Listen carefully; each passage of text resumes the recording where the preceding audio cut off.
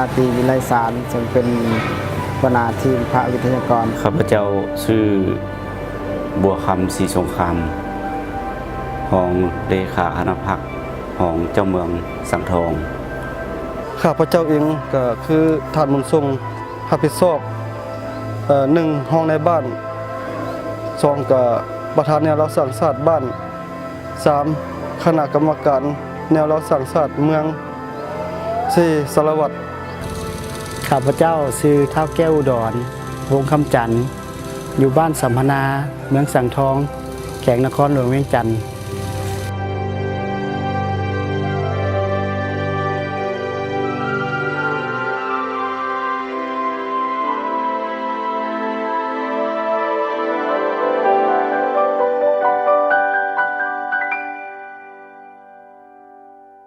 ฉะนั้นทางคณะโครงการแต่ละธรรมพร้อมกับเจ้าอธิการวัดพร้อมด้วยคณะสงฆ์วัดป่าจำปาทองโครงการจะตามป่าการจัดโครงการในปีนี้แม่ได้เริ่มต้นมาตั้งแต่มื้อวันที่7เดือนกรกฎาคมซึ่งเป็นมื้อที่เฮาได้เปิดโครงการฉะนั้นก็ในบรรยากาศในการเปิดโครงการก็ถือว่าคือคืนพอสมควร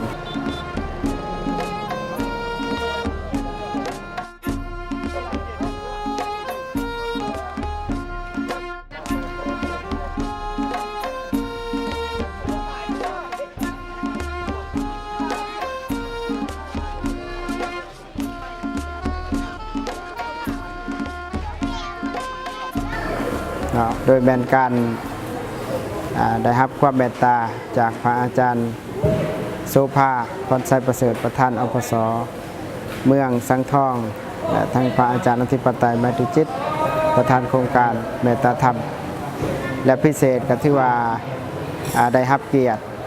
ทางฐานห้องเจ้าเมืองเพิ่นก็ได้มาเป็นประธานในการเปิดพิธีนอกจากท่านที่กล่าวมาทั้งหมดนี้ก็ยังมีบรรดาห้องการออมขางเมืองสังทองเพิ่นก็ได้เข้าร่วมเป็นคณะในการเปิดพิธีในการจัดโครงการในครั้งนี้มีพระวิทยากรที่ลงมาปฏิบัติเวียกงานนั้นมีทั้งหมดอยู่จำนวน12องค์ในนั้นมีพระวิทยากร7องค์และก็ทั้งอาสาสมัครแม่น5องค์สำหรับเยาวชนที่เข้ามาบวชแม่น78องค์สมณเณรใหม่ที่เข้ามาบวช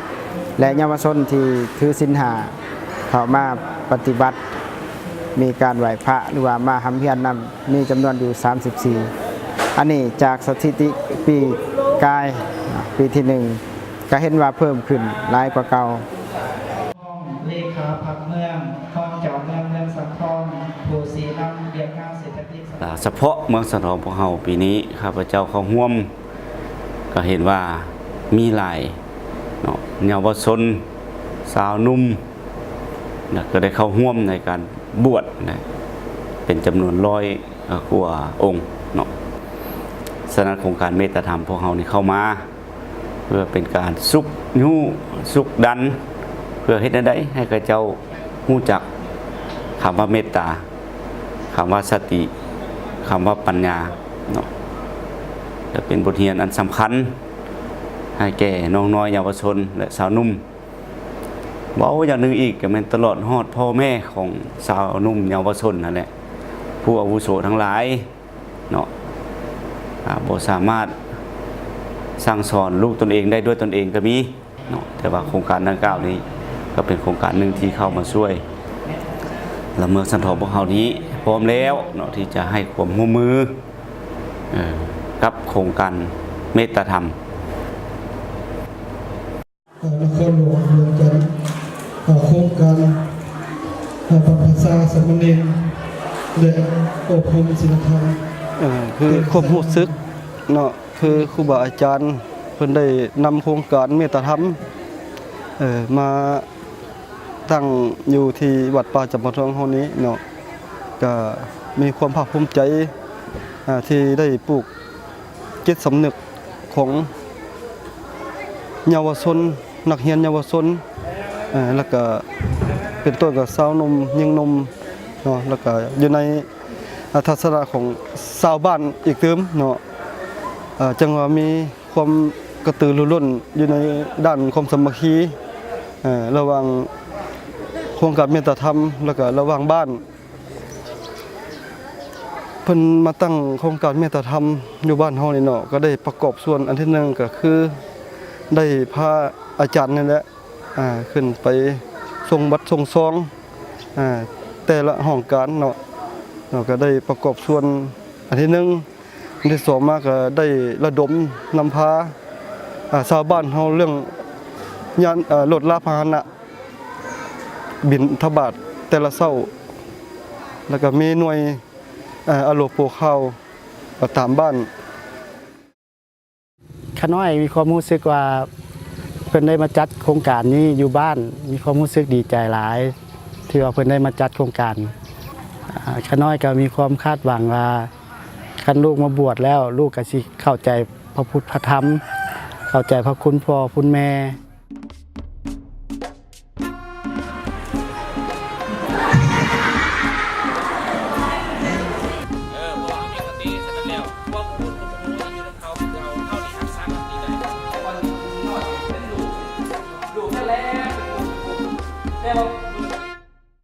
หลังจากที่เปิด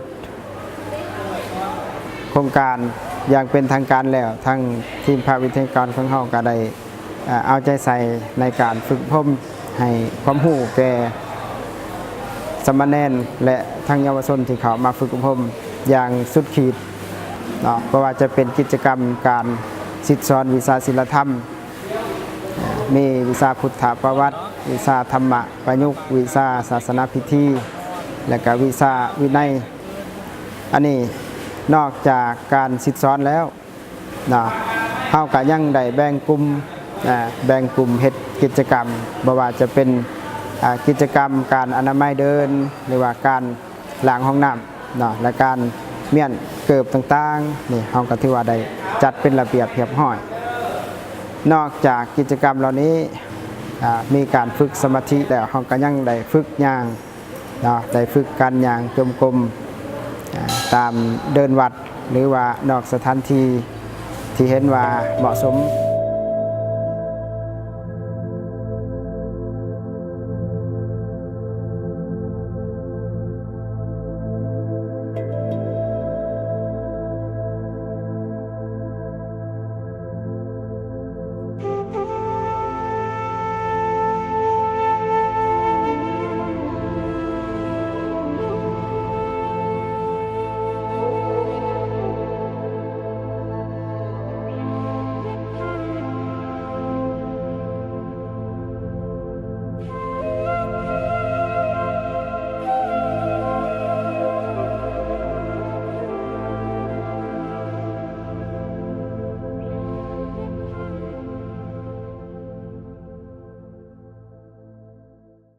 ในตอนเช้าก็ถือว่าได้ไปออกบิณฑบาตออกบิณฑบาตเพื่อให้ศรัทธาญาติโยมได้มีโอกาสได้ร่วมทำบุญใส่บาตรคือว่าดีอกดีเจอหลายเด้อโยมพ่อโยมแม่เด้อพ่อแม่ครูบาอาจารย์ของเฮามื้อนี้ดีอกดีเจอหลายเมื่อนี้มาเห็นหน้าชาวบ้านตะนอนคนดีแสนที่มีความสุขทุกบ่มีมากไกล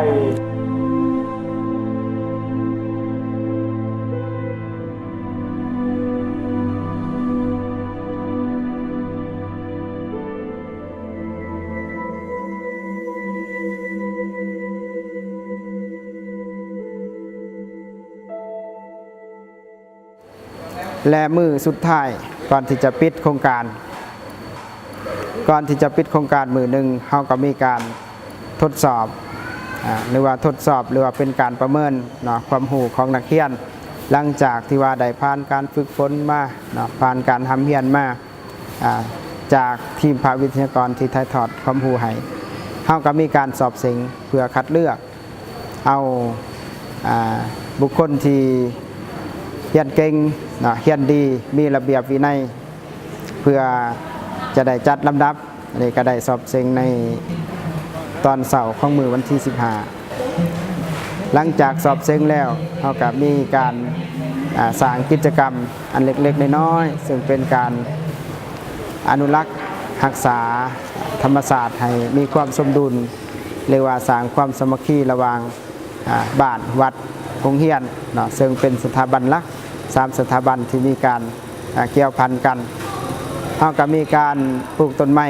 เนาะปลูกต้นไม้ร่วมกันในเมื่อว่าสำเร็จกิจกรรมนี้แล้วเนาะเฮาก็ได้พานักเรียนไปทัศนศึกษาแล้วเฮายังได้ไปช่วยเหลือหรือว่าไปมอบสิ่งของจตุปัจจัยที่ได้จากการจัดโครงการนี้ก็ได้ไปเยี่ยมยาม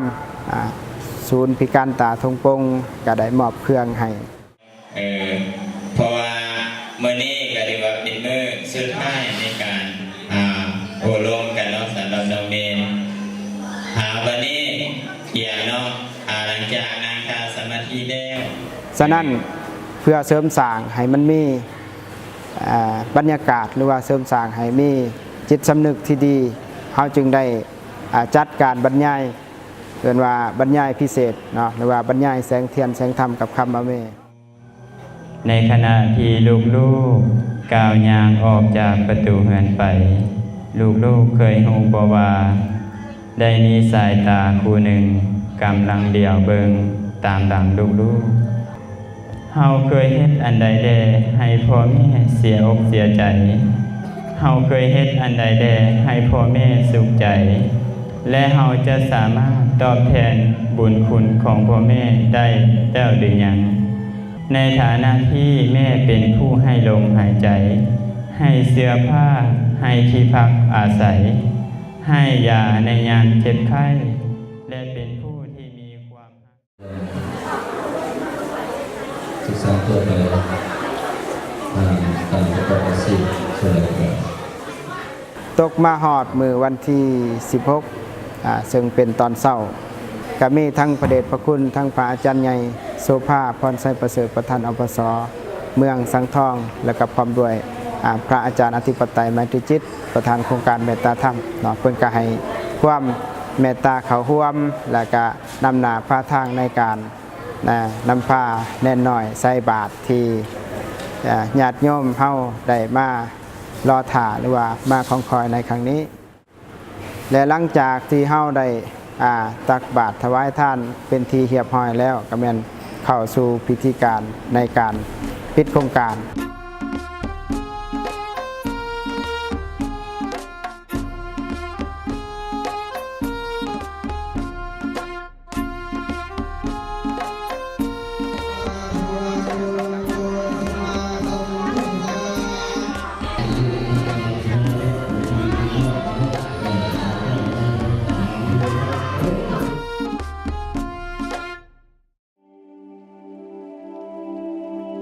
อันนี้คือเสียงตอบรับจากสังคมเนาะบ่ว่าจะเป็น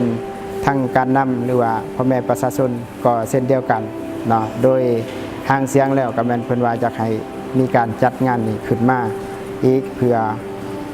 ฝึกอบรมลูกหลานของเฮาให้เป็นคนหูผู้ดีเนาะให้ฮู้จักระเบียบให้ฮู้จักศีลจักธรรมฮู้จักบาปบุญคุณโทษอันนี้ถือว่าผลจากการปฏิบัติโครงการ10มื้อที่เฮาได้จัดมานี้ก็ได้รับการตอบรับจากสังคมนี่ถือว่าล่วงหลายภัยมากแล้วก็ฝากถึงโครงการเมตตาธรรมพวกเขาขอให้เฮ็ดต่อเนื่องเฮ็ดอย่างต่อเนื่องแล้วก็เรียกร้องให้บรรดา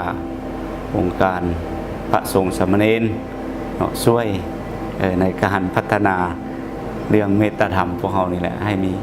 การพัฒนาขึ้นเรื่อยๆและขยายกว้างขึ้นตึมอันนี้ฝากถึงความดีมุกดีใจทั้งครูบาอาจารย์เนาะเพิ่นได้มาจัดโครงการเมตตาธรรมอันที่หนึ่งอันสองมาก็ถ้าเปลี่ยนไปได้เติมก็ให้ทั้งครูบาอาจารย์หันเนาะโครงการเมตตาธรรมเฮานี่ก็อยากสืบต่อในช่วงปี2019นี่ข้าน้อยอยากฝากถึงว่าโครงการนี้อยากให้มีตลอดไปโดยข้าน้อย